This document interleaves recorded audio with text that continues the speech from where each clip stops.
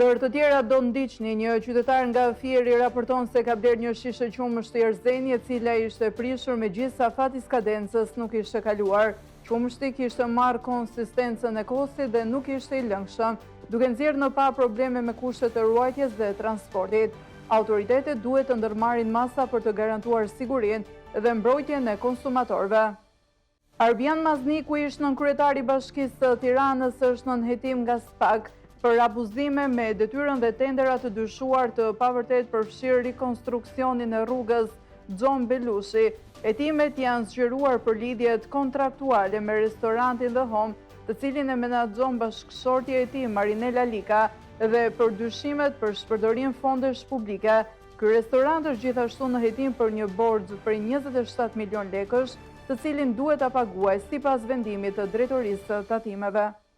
Donald Trumpi ka kërkuar Iranit të dorëzohet pa kushte në një postim në rrjetin social, duke paralajmëruar se SBA-t mund të sulmojnë liderin iranian. Ai nuk e ka realizuar ende këtë kërcënim, por deklarata e tij ka shkaktuar shqetësim global për mundësinë e një përshkallëzimi ushtarak.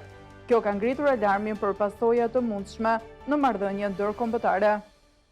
Shikues të nderuar, ju përshëndes në këtë edicion informativ këtu në ekranin e televizionit Adeu. Një qytetar nga Fieri ka denoncuar blerjen e një shishe qumështi të markës Erzeni që ishte prishur pavarësisht se afati i skadencës nuk kishte kaluar.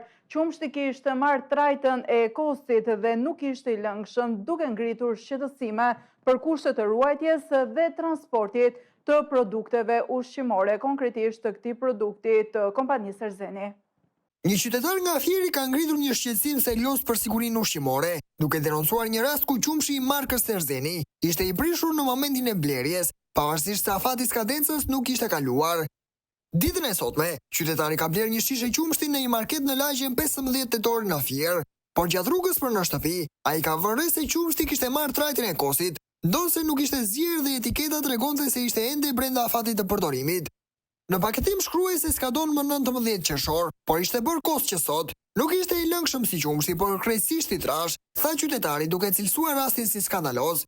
Ngjarja ngre pikpyetje mbi kushtet e ruajtjes, transportit apo cilësisë së prodhimit të produkteve ushqimore në treg, veçanërisht për produktet e bulmetit, që kërkojnë standarde të larta higjienike dhe zinxhir të pandërprer frigoriferik. Autoritetet përkatëse duhet të marrin masa për raste të tilla, pasi me rritjen e temperaturave, rreziku për produkte të tilla shtohet dhe më tepër.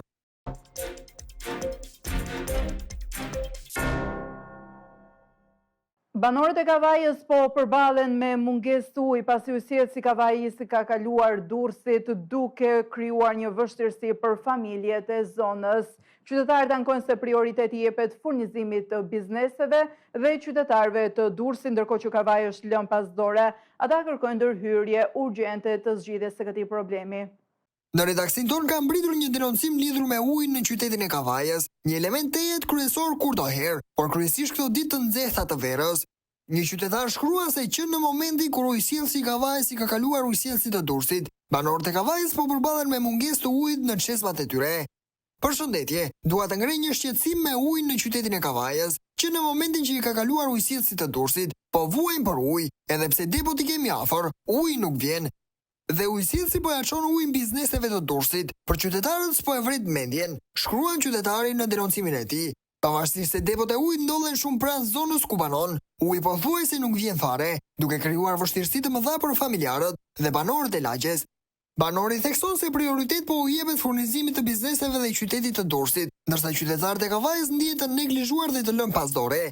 Ai shpreh të indigjuar që institucionet nuk po marrin masa për të përmirësuar situatën, ndërkohë që nevojat bazë për ujë të pishëm po injorohen.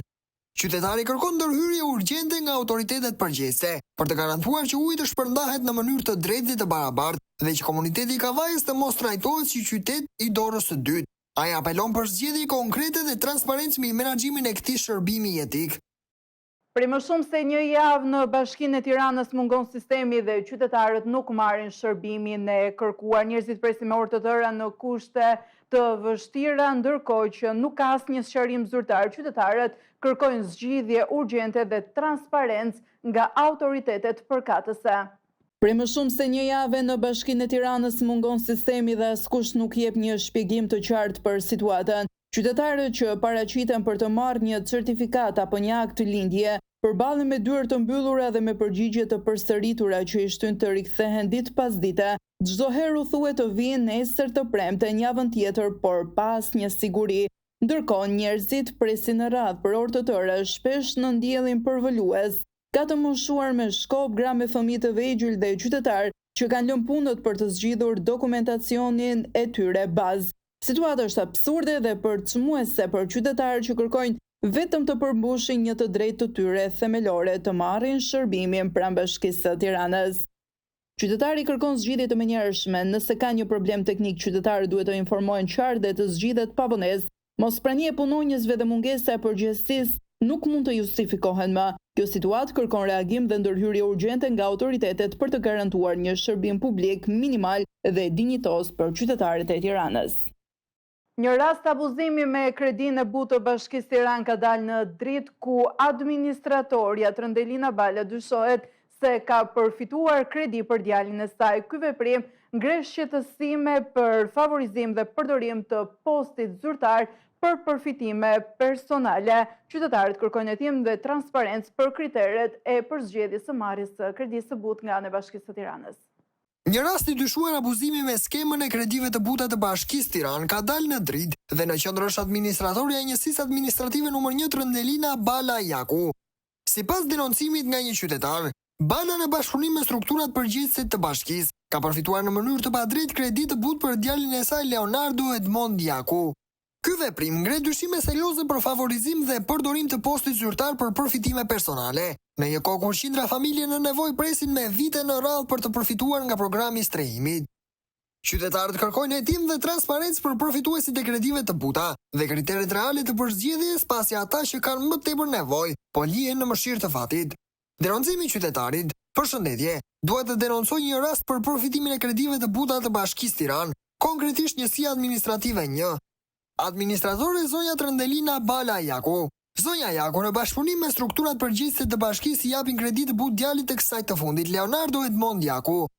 Hallexhia e njësisë 1 kanë nxituar të shfrytëzojë gramat e fundit të pushtetit që djalit mos mbetet pa çatim mbi kokë.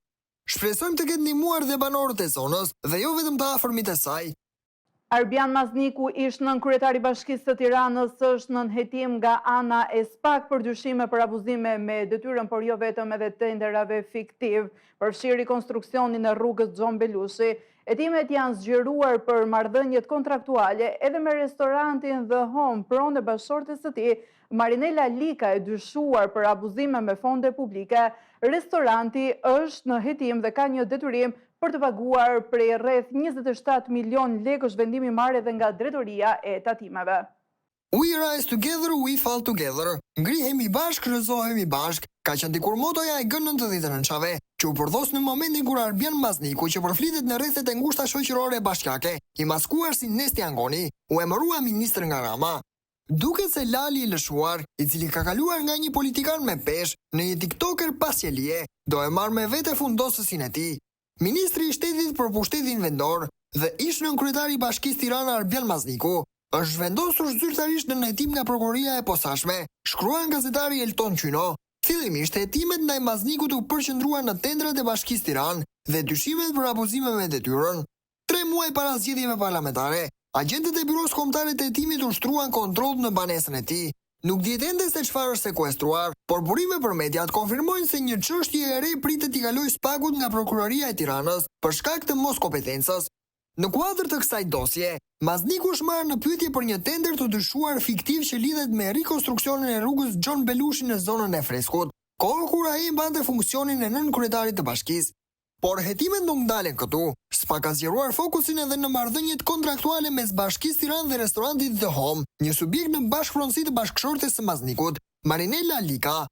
Bëhet fjalë për tenderin me vlerë rreth 800.000 euro, fituar nga ky restorant në bashkëpunim me kompaninë publike Tirana DC dhe vetë Bashkinë e Tiranës gjatë viteve 2021-2022. Dyshohet për një konflikt të pastër interesi dhe abuzim me fondet publike, pasi në atë periudhë Mazniku jo vetëm ishte nënkryetari i bashkisë, por gjithashtu mbante postin e kryetarit të Këshillit Administrativ në Tirana DC, pozitë nga e cila u largua në gusht të vitit 2024.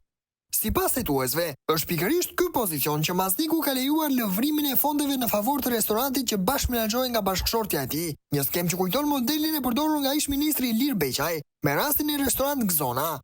Ndërkohë, biznesi The Home, në pronësi 50% të Marinela Likës, aktualisht ndodhet në masën e sigurimit nga Drejtoria e Tatimeve Rajoni Qendror, për shkak të një detyrimi të papaguar në vlerën prej 27 milion lekë të vjetra. Vendimi është marrë në 9 shtator 2024 dhe i është komunikuar administratorit të restorantit Ledion Çollaku.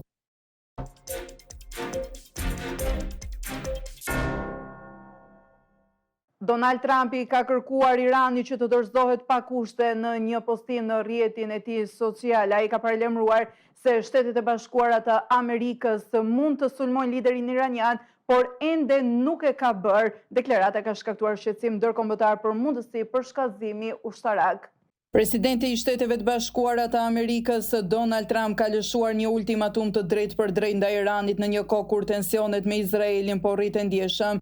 Në një postim në rrjetin e tij social, Trump kërkoi nga autoritetet iraniane që të dorëzohen pa kushte, duke theksuar kërkesën me shkronja kapitale si një paralajmërim publik dhe i qartë. Presidenti amerikan shtoi se SBA kishte patur mundësinë të eliminonte liderin shpirtëror të Iranit, Ali Khamenei, por kishte zgjedhur që të mos e bënte për momentin. Ai është një shënjes të relet, por është i sigurt atje. Ne nuk do ta vrasim, të paktën jo për momentin, shkroi Trump. Mëtej, ai theksoi se SBA nuk kërkon për shkallëzim, por nuk do të lejoj që raketat të godasin civil apo trupa amerikane. Durimi ynë pososet, faleminderit për vëmendjen tuaj ndaj kësaj çështje. Deklarata e Trump ka shkaktuar reagime të forta në arenën ndërkombëtare dhe është parë si një rrezik i drejtë për përshkallëzim ushtarak në lindjen e mesme. Shikues të nderuar, ishin këto informacionet e përgatitura për ditën e sotme. Bashkë, mirupafshim.